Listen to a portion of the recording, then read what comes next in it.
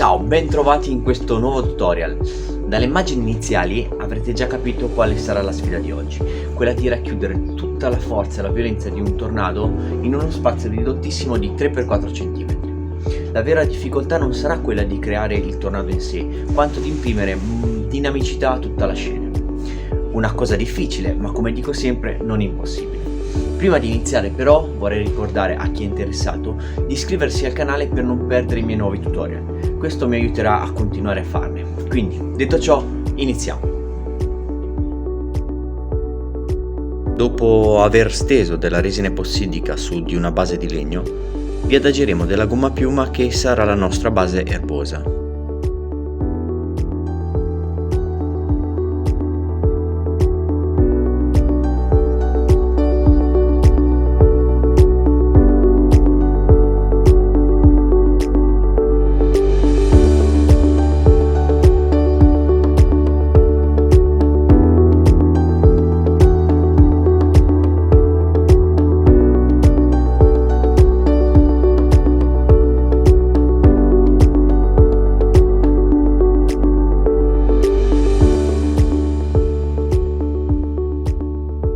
Sfrutteremo la parte più stretta di un cono di gomma siliconica per creare con resina UV e cotone il turbine di vento del tornado.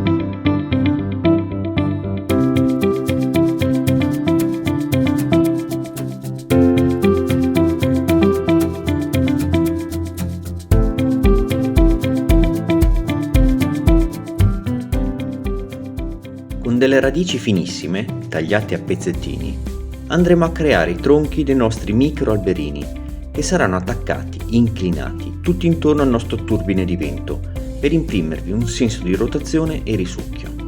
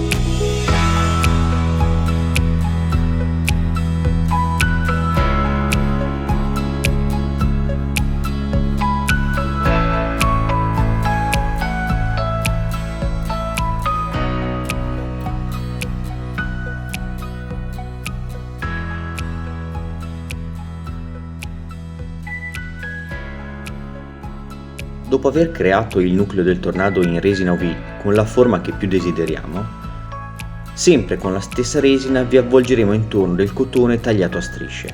Fate bene attenzione a compattarlo con le dita per evitare che si dilati nella fase finale.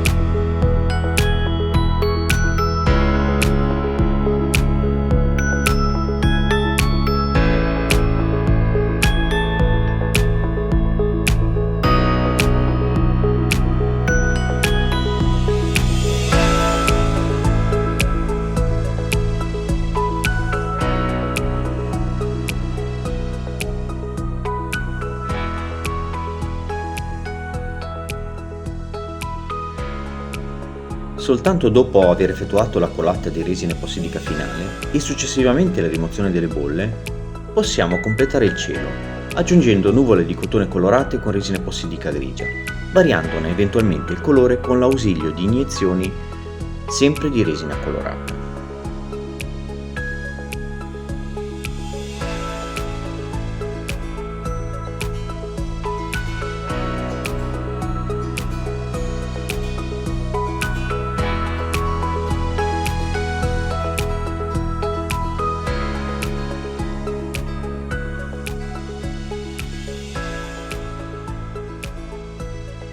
Dopo aver atteso il tempo necessario alla completa polimerizzazione della nostra resina, procediamo alle classiche lavorazioni che ormai conosciamo, quelle di taglio, levigatura e lucidatura.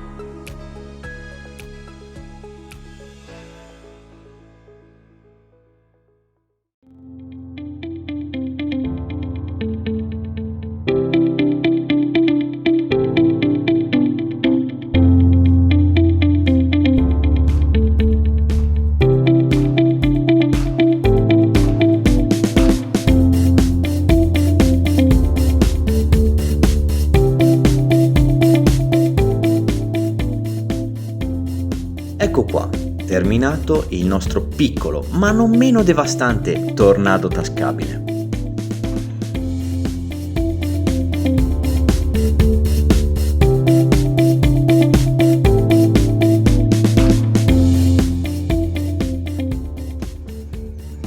E infine, secondo voi, sono riuscito a imprimere il giusto effetto di movimento al tornado? Rispondetemi qua sotto nei commenti e ricordate che i vostri suggerimenti sono sempre ben accetti per aiutarmi a migliorare. Quindi se il video vi è piaciuto mettetemi un like, di iscrivervi ve l'ho già detto, quindi al prossimo tutorial.